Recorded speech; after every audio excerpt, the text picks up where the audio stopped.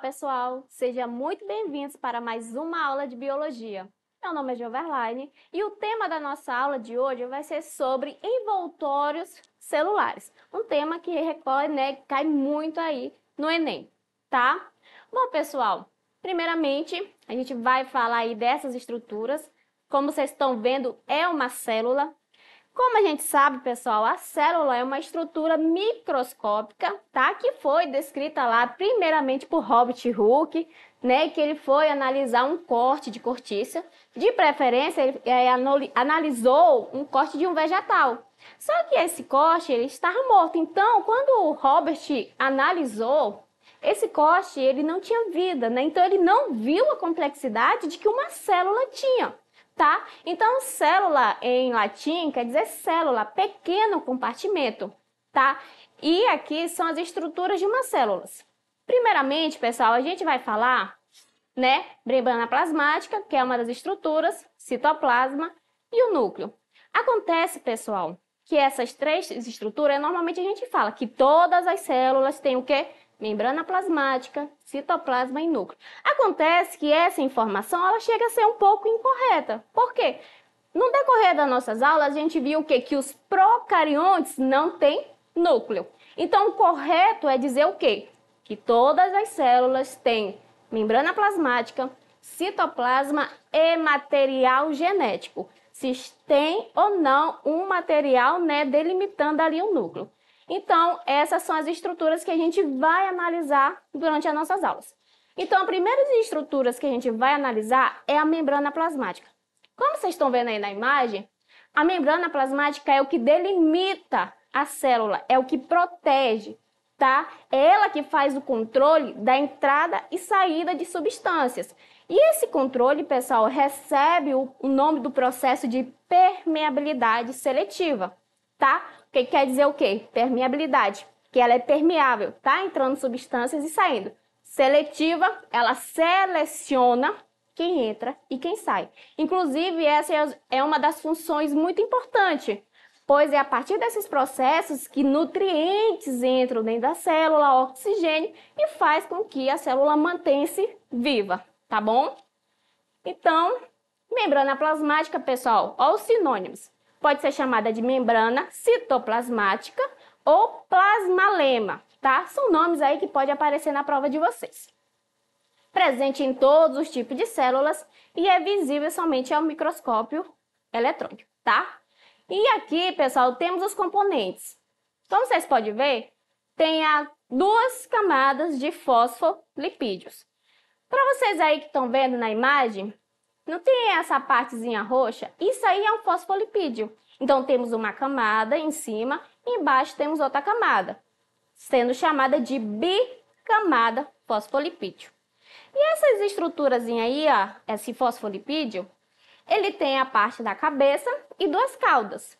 A parte da cabeça, pessoal, é considerada hidrofílica. Hidro vem de água, fílica, afinidade. Então, essa parte tem afinidade com a água. Já as caudas, que é composto por ácidos gráficos, eles são hidrofóbicas. Hidro de água, fóbia, fobia, medo. Então, não tem afinidade com a água. Então, ele fica aí para a parte de dentro. Como vocês podem ver também, temos o colesterol, que é uma estrutura muito importante aí que compõe essa membrana plasmática. E temos a proteína. Como na imagem vocês estão vendo, temos dois tipos de proteínas. Temos a integral e a periférica. No caso da integral, pessoal, é ela que vai compor as duas camadas, tá? Ela vai se estender entre as duas camadas. Qual é a sua importância? Primeiro, ela que faz o transporte de moléculas maiores para dentro da célula, coisa que a outras estruturas não conseguiria fazer. Então, precisa dessa proteína integral. Já a proteína periférica, ela fica ali nas extremidades também. Ela ajuda ali no transporte, na comunicação, tá? Das moléculas também. Então, esses aí são os componentes. E logo abaixo, pessoal, temos o modelo de mosaico fluido, que foi descrito assim. O modelo mosaico fluido, ele é como se fosse uma tapeçaria de várias moléculas. Como a gente viu aí, tem proteínas, tem colesterol, certo? E esse mosaico fluido, ele se movimenta. tá? E esse movimento é muito importante para manter o papel aí de barreira da membrana plasmática, tá? E é claro, permeabilidade seletiva, ela seleciona quem entra e quem sai. Com isso, pessoal, a gente tem alguns envoltórios externos à membrana plasmática.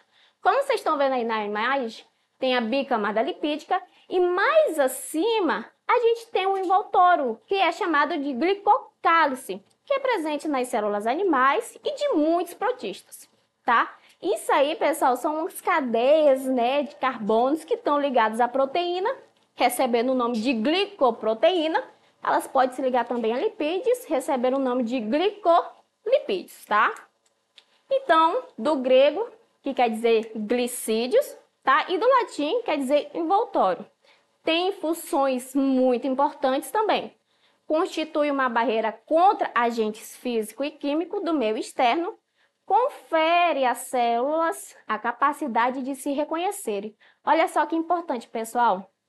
Nos casos, por exemplo, de transplante e enxerto, são os glicocálices que fazem o reconhecimento da célula. Então, se a pessoa vai receber um transplante de alguma célula, de um órgão, ela é responsável para fazer o reconhecimento, tá certo? Então, se ela recusar a célula, ela manda os linfócitos, no caso do transplante, né, para destruir e invadir a célula.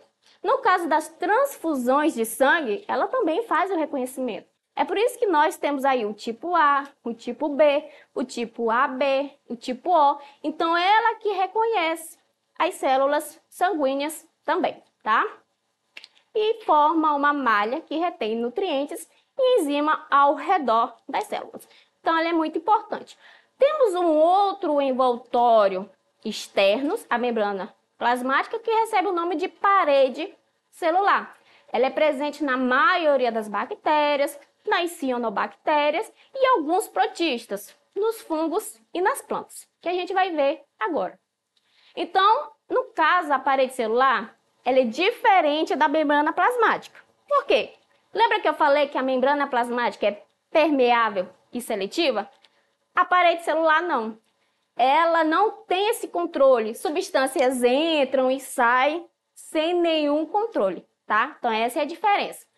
Nas bactérias, essa parede celular vai receber um outro nome, chamado de peptidioglicano, tá? Então, além da parede celular, existem algumas bactérias que recebem o nome de cápsula. E essas bactérias, né, são chamadas de capsuladas, tá ok? Nos protistas, a parede celular recebe o nome de sílica, né, ou celulose. Nos fungos é quitina, nas plantas, celulose também, tá? No caso das plantas, pessoal, como vocês estão vendo aí na imagem, ela tem duas paredes, primária, secundária. No caso da primária, ela é mais fina, porém ela tem seu valor.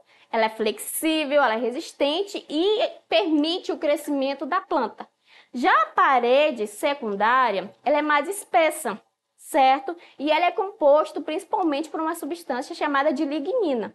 Quem já ouviu falar sabe que a lignina é um componente muito abundante na madeira e ela exerce uma função biológica, que é contra a oxidação dos tecidos vegetais e contra alguns micro-organismos, tá? Então, são muito importantes aí também a parede celular.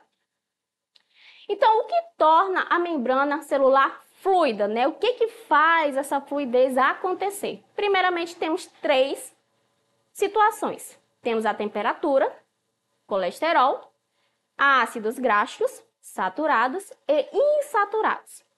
No caso da temperatura, como vocês estão vendo aqui, no frio, pessoal, elas ficam muito juntas, ela fica rígida, e pode até quebrar. Então, no frio, elas estão muito unidas. No quente, elas ficam separadas. Então, a temperatura vai influenciar do quê? Os movimentos dos fosfolipídios, tá? No frio é rígido, não tem fluido, ele pode quebrar. Já no quente é muito fluido, né? Passam muitas substâncias porque tem essas lacunas aí e não vai manter a forma da célula. Já o caso do colesterol, que é um dos componentes, e ele exerce uma importante função. Tá vendo aqui o colesterol entre os fosfolipídios? Pois é, No frio, pessoal, ele impede que as células eles ficam muito compactadas, impedindo que gases simples, né, possa penetrar na célula. Então, ele meio que ajuda a esses gases entrar. Se não tivesse esse colesterol, consequentemente, seria difícil, tá? Já no caso, quando está quente, o que o colesterol faz? Ele impede que os fosfolipídios se separem muito. Então, ele meio que tenta unir ali para que não fiquem lacunas muito grandes e substâncias estranhas entrem na célula. Então, o colesterol ele é muito importante aí, tá? No caso dos ácidos graxos saturados, como vocês estão vendo aí na imagem, eles têm as caudas retas, né? Ou seja, eles são fáceis de se compactar. E se eles são fáceis de se compactar, a gente sabe que não tem o fluido. Então, isso, né, é um ácido gástrico saturado. Já o insaturado, ele tem essas dobras nas suas caudas, tá? E quando tem essas dobras nas caudas, faz o quê? Dificulta que ele se une muito. Então, o fluido, né, ocorre melhor do que o saturado, tá? E é muito importante, pessoal, pois ele influencia muito. No caso, se a membrana plasmática tivesse problema, nesse caso da fluidez, né, de absorver e reter substâncias importantes, o que aconteceria com a célula? Bom, surgiriam muitas doenças, tá? E uma delas é o mal de Alzheimer. Sim, estudos explicam que cria-se uma barreira, placas, né, em cima dessa camada fosfolipídio, que impede a comunicação dos neurônios. Então, se os neurônios não estão se comunicando, consequentemente, eles vão morrer, dando consequência aí aos sintomas do mal de Alzheimer, que é o quê? Perda de memória, né, encurtamento do cérebro. Então, isso são consequências que vêm tendo problema aí da bicamada lipídica, tá certo? E como é que acontecem os processos de troca entre a célula e o meio externo? O que acontece? Como é que ela faz essa permeabilidade? Bom, primeiramente, pessoal, para podermos entender esses mecanismos de troca, precisamos ter um pouco de noção a respeito de concentração de uma solução. Vamos falar um pouco disso aí. Na imagem, vocês estão vendo aí água, sal e a mistura de água e sal. Pessoal, a água é o solvente, tá? Que inclusive a água é considerado solvente universal. Ela consegue dissolver muita coisa. Já o soluto, né, é o que é dissolvido no solvente.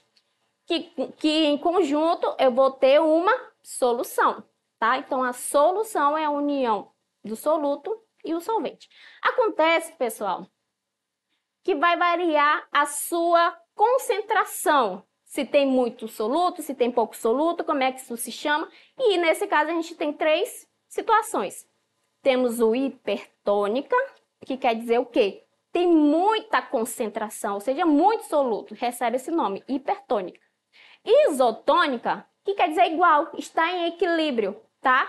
E, consequentemente, hipotônica é uma quantidade inferior, ou seja, tem pouco soluto. Esses nomes, pessoal, são importantes para vocês conseguirem entender os próximos tópicos do assunto, tá? Então, continuando aqui. Então, os processos de troca entre a célula e o meio externo, pessoal, ele acontece em três categorias. Temos o transporte passivos. Isso aí, pessoal, acontece sem gasto de energia. A gente vai entender como é que isso acontece. E é dividido em difusão simples, difusão facilitada e osmose. Não é nada um bicho de sete cabeças, é tranquilo, tá? Transporte ativo, que quer dizer o quê? Com gasto de energia, são consideradas a bomba de sódio e potássio, tá? E por último, temos um transporte em blocos. É a entrada e a saída de substâncias grandes demais para atravessar a membrana, que se divide em dois. Temos a endocitose e a exocitose, tá? Tranquilo também. Bom, pessoal, nessa parte aqui a gente vai deixar para uma outra aula. A gente vai falar de cada uma dessas estruturas aí, tá? E agora a gente vai para uma questão. Essa é uma questão do Enem de 2019 e olha só como é que ele cobra. A fluidez da membrana celular ela é caracterizada pela capacidade de movimento das moléculas componentes dessa estrutura. Os seres vivos mantêm essa propriedade de duas formas: controlando a temperatura e ou alterando a composição lipídica da membrana. Neste último aspecto, o tamanho e o grau de insaturação das caudas hidrocarbônicas dos fosfolipídios, conforme representados na figura, influenciam significativamente a fluidez. Isso porque quanto maior for a magnitude das interações entre os fosfolipídios, menor será a fluidez da membrana. Lembra que eu falei? Quando os fosfolipídios ficam muito relacionados, muito compactados, não tem quase fluidez. Isso dificulta muito. E ele ainda te coloca uma imagem aqui mostrando a insaturação da cauda, tá certo? Então, indo para as alternativas, a seguinte. Assim, existem bicamadas lipídicas com diferentes composições de fosfolipídios, como as mostradas de 1 a 5. Qual das bicamadas lipídicas apresentadas possui maior fluidez, pessoal? Então, olhando aqui para a imagem, qual delas tem mais fluidez? A1, a gente já vê aí que as cadelas estão muito compactadas. Então, tu já eliminaria ela, porque ela não tem fluidez, porque a gente viu lá atrás, porque elas estão muito compactadas, o que dificultaria muito, né? Você prestou atenção que a 4 e a 5 são muito longas? Pois é, já é outra característica que dificultaria, né, a passagem desses fluidos. Então, tu já eliminaria aí de cara a 1, a 4 e a 5. Então, tu ficaria entre a 2 e a 3. Olhando para a 2, tem muita insaturação. Então, tem a maior fluidez. E por que não seria a 3? A 3, vocês estão vendo que tem cadeias saturadas? Então, meu amigo, não seria essa. Então, a resposta correta é a alternativa 2, tá certo? Então, pessoal, é assim que acaba caindo na prova de Enem de vocês, tá? Aqui a gente encerra por hoje. Não esqueça de acessar as nossas plataformas, onde tem todos os nossos materiais e acessos aos nossos conteúdos, tá? Até a próxima e tchau, tchau!